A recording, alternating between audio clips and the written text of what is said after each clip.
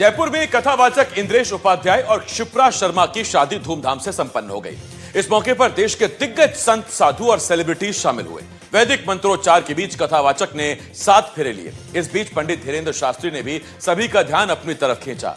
शादी की रस्मों के बीच मंडप के पास धीरेन्द्र शास्त्री की मौजूदगी देखने को मिली। मेहंदी, संगीत और दूसरी रस्मों के साथ विवाह संपन्न हो गया। पूरी शादी में उत्साह और भक्ति का संगम देखने को मिला। शादी से जुड़ी हर महत्वपूर्ण तस्वीरों के साथ हमने आपके लिए एक रिपोर्ट तैयार की है, आपको देखनी चाहिए।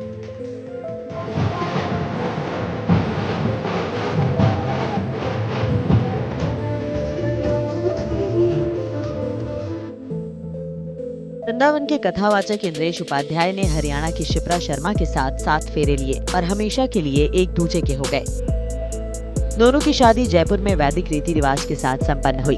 इंद्रेश उपाध्याय ने वैदिक मंत्रोच्चार के साथ दुल्हन शिप्रा शर्मा की मांग में सिंदूर भरा। इसके बाद फूलों की बारिश की गई। इसके बाद नवविवाहित जोड़े को जगन्नाथपुरी का प्रसाद दिया गया और सभी ने वर वधू को नए जीवन की शुभकामनाएं दी। इंद्रेश उपाध्याय की शादी का मंडप तिरुपति बालाजी मंदिर की तर्ज पर बनाया गया था और शादी के मंडप में दूल्हे के माता पिता के साथ पंडित धीरेन्द्र शास्त्री भी बैठे थे। उनकी ये तस्वीर इंटरनेट पर खूब वायरल हो रही है। सोशल मीडिया पर कथावाचक पंडित धीरेन्द्र शास्त्री भी खूब फेमस हैं और उनकी एक बड़ी फैन फॉलोइंग है।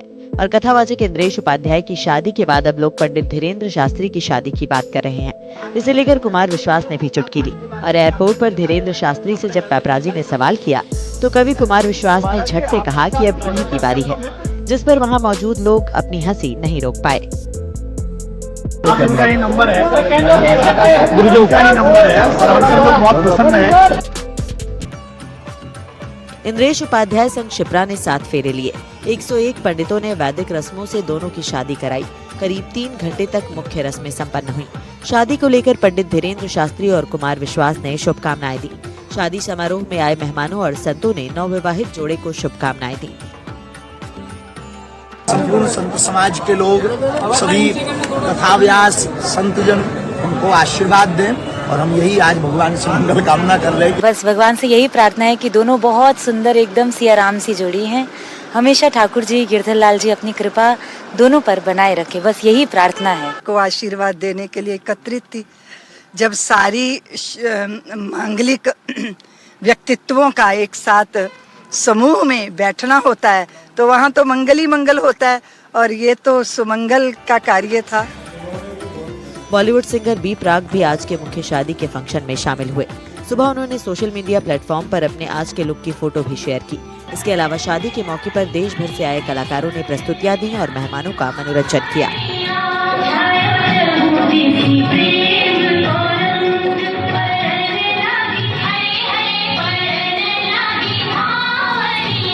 धार्मिक क्षेत्र में अपनी सरल वाणी और गूढ़ व्याख्या के लिए पहचाने जाने वाले इंद्रेश उपाध्याय शादी के बंधन में बंध चुके हैं।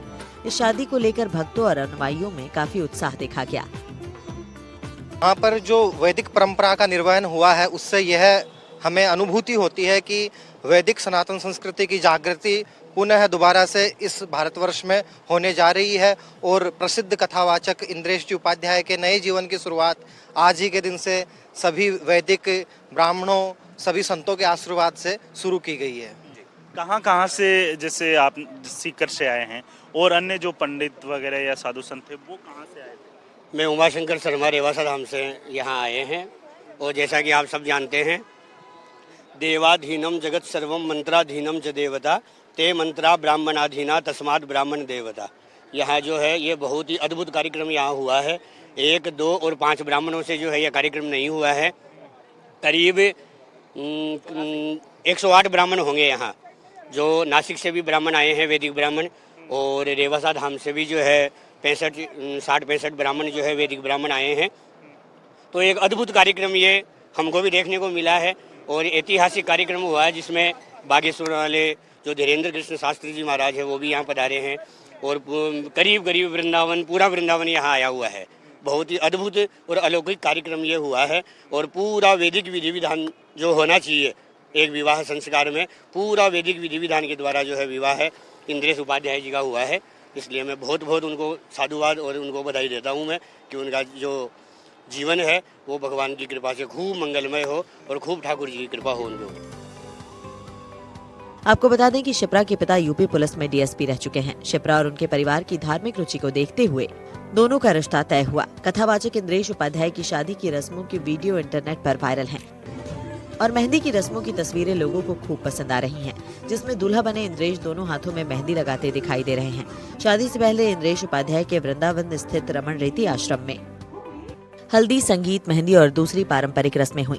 हल्दी और संगीत में भक्तों, परिवारजनों ने बढ़ चढ़कर हिस्सा लिया। समारोह में बागेश्वर धाम के धीरेन्द्र कृष्ण शास्त्री, श्री मलूक पीठाधीश्वर संत राजेंद्र दास, कथावाचक देवकी नंदन ठाकुर, पुंडरीक गोस्वामी, संत अलबेली माधुरी शरण, बॉलीवुड सिंगर बी प्राक सहित कई प्रमुख हस्तियां शामिल हुईं। शादी संपन्न होने के बाद नवविवाहित जोड़े ने मौजूद पंडितों से आशीर्वाद लिया। इसके बाद दुल्हन शिप्रा शर्मा गोल्डन कलर की साड़ी में बेहद खूबसूरत नजर आईं। इंद्रेश उपाध्याय ने हाथ में चांदी की छड़ी लिए हुए सभी रस्में निभाईं। व्हाइट शेरवानी पगड़ी के साथ हाथ में चांदी की छड़ी लिए दूल्हा बने इंद्रेश उपाध्याय की तस्वीरें सोशल मीडिया पर खूब वायरल हो रही हैं। वृंदावन के प्रसिद्ध कथावाचक इंद्रेश उपाध्याय की शादी समारोह को लेकर होटल ताज आमेर में विशेष तैयारी की गई थी। होटल ताज को दुल्हन की तरह सजाया गया। समारोह में आए विशेष मेहमानों की उपस्थिति विवाह की शोभा बढ़ा रही थी, जिससे ये समारोह धार्मिक और सांस्कृतिक दृष्टि से भी महत्वपूर्ण हो गया। समारोह में भक्ति संगीत, प्राचीन धार्मिक रीति रिवाज और पारंपरिक भारतीय शैली का विशेष ध्यान रखा गया। मेरा सौभाग्य था कि महाराज जी के साथ भी एक भजन हमने उस दिन गाया। मेरा आपकी कृपा से सब काम हो रहा है। और मिथिला का कण कण खिला जमाई राजा राम मिला। मिथिला का कण कण खिला जमाई राजा राम मिला। इस आंगन का कण कण खिला जमाई राजा राम मिला। आपको बता दें कि इस भव्य विवाह के लिए वैदिक आध्यात्मिक थीम पर आधारित विशेष निमंत्रण पत्र तैयार किया गया था। कार्ड पर श्रीनाथ जी की आकर्षक छवि लगी थी, जो इसे और विशेष बना रही है। इंद्रेश उपाध्याय अपनी कथाओं में कई बार जयपुर का जिक्र कर चुके हैं। वो जयपुर को छोटा वृंदावन कहते हैं और यही वजह है कि इंद्रेश उपाध्याय ने अपने जीवन की नई शुरुआत के लिए जयपुर को चुना। ये जो आप देख रहे हैं, ये फेरों के लिए जो आप देखेंगे, आपको मैं दिखाऊंगा कि इसमें 4 फेरे हैं, 7 वचन हैं, 2 आत्माओं की एक पवित्र यात्रा है। पहला फेरा धर्म का, दूसरा फेरा अर्थ का और तीसरा फेरा काम का और चौथा फेरा मोक्ष का। और सप्त अनंत प्रतिज्ञाएं हैं वो यहाँ पर दिलवाई गई है। इन्हीं जो कह सकते हैं कि वैदिक जो मंत्रोच्चार के साथ और जो दिव्यता और साक्षाता जो रहते हैं, विवाह के चारों वेदों की जो परंपराएं रहती हैं वो इसके अंदर जो है बाकायदा दी हुई है। और यही वो जो कह सकते हैं कि वैदिक मंत्रोच्चार होते हैं, जो प्रतिज्ञाएं होती हैं वो इन्हीं के माध्यम से दिलाई गई है। आपको बता दें कि इसी तरीके से लगभग 108 के करीब जो है जो अलग अलग क्षेत्रों से, देश के अलग अलग कोनों से जो पंडित हैं वो यहाँ पहुँचे हैं और उनके द्वारा वैदिक मंत्रोच्चार के साथ जो है यहाँ पर इंद्रेश उपाध्याय के फेरे करवाए गए। सहयोगी जसराज के साथ वीरेंद्र सिंह शेखावत, NDTV।